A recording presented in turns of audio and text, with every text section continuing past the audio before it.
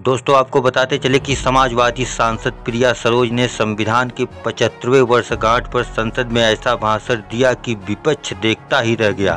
दोस्तों, आप बने रहे रिपोर्ट के साथ, देखते रहे प्रिया सरोज का जोरदार अभिभाषण संसद में। तब तक के लिए जय हिंद, जय भारत। भारत का संविधान दुनिया का सबसे विस्तृत, सुंदर और अनोखा संविधान है। ये ऐसे भावनाओं के साथ बनाया गया है जो समानता, बंधुता और राष्ट्र एकता को बल देती है। आज जो मैं यहाँ खड़ी होकर अपनी बात कर रही हूँ, यह शक्ति हमें हमारे संविधान ने दी है।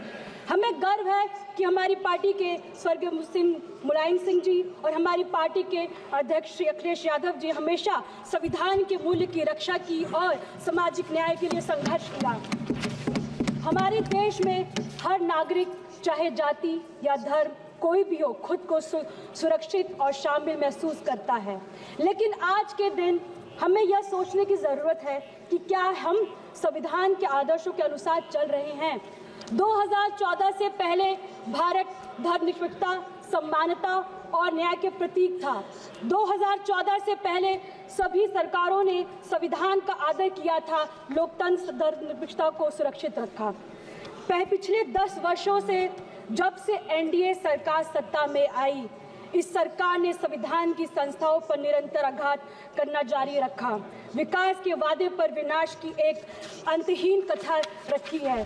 सरकार की नीतियां एक धर्म और प्राथमिकता देकर धर्मनिरपेक्षता को कमजोर कर रही है। असहमति जताने वाली को देशद्रोही कहा जाता और उनके खिलाफ हिंसा या धमकी को सही ठहराना आर्टिकल 19, आर्टिकल 21 सीधा उल्लंघन है।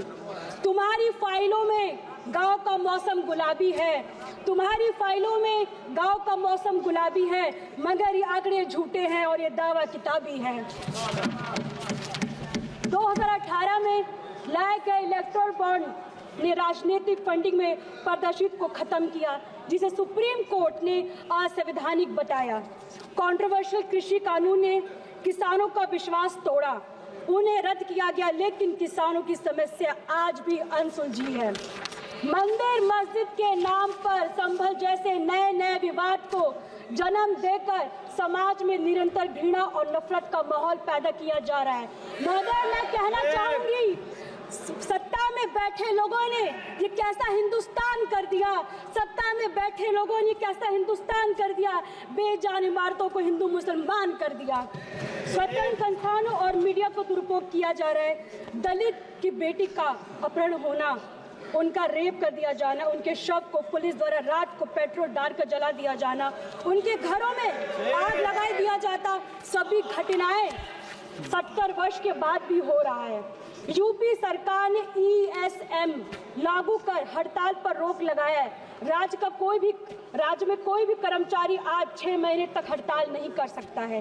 साल 2014 से पहले तक जितने भी चुनाव हुए उन पर कभी उंगली नहीं उठी है, परंतु पिछले कुछ वर्षों में जिस प्रकार EVM पर उंगली उठी है, मत के साथ हेरफेर की बात समझ में आज सामने आई है। इससे निश्चय मतदाताओं के मन में भ्रम पैदा हुआ है।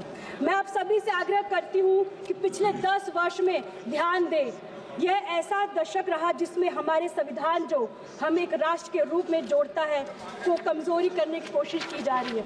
हर दिन हमें ऐसे काम और नीतियों देखने को मिलता है जहां अधिकारों और स्वतंत्रता को छीनने का प्रयास कर रहे हैं। हमें याद रखना चाहिए कि हमारे प्रियम्बल यह हमारे सामूहिक सपनों और मूल्य का प्रतीक है। ये जस्टिस, लिबर्टी और इक्वालिटी की बात करते हैं। ये केवल शब्द नहीं है, बल्कि हमारे लोकतंत्र की नींव है। ये सिद्धांत हर नागरिक के सम्मान और गरिमा से जीने का अधिकार सुनिश्चित करने के लिए बने हैं। समाजवादी पार्टी पिछड़े, दलित, अल्पसंख्यक समुदाय के साथ मजबूती से खड़ी है। उनके अधिकारों को उत्थान करने का प्रतिबंध है और हम सुनिश्चित करते हैं कि उनकी आवाज़ हर राजनीतिक चर्चा में सुनी जाए। जाति जनगणना को हम सामाजिक और आर्थिक असमानताओं को दूर करने और समान अवसर प्रदान करने के लिए आवश्यकता मानते हैं। हमारा संविधान की मूल भावना है ये कि समाज के अंतिम पायदान पर खड़े व्यक्ति को मुख्य धारा से जोड़ना। हमारी पार्टी और हमारे नेता पीढ़ी के माध्यम से संविधान की उसकी मूल भावना को साकार कर रहे हैं। भारत का संविधान हमें देता है संदेश, भारत का संविधान हमें देता है संदेश, हम सब बाद में सबसे पहले हमारा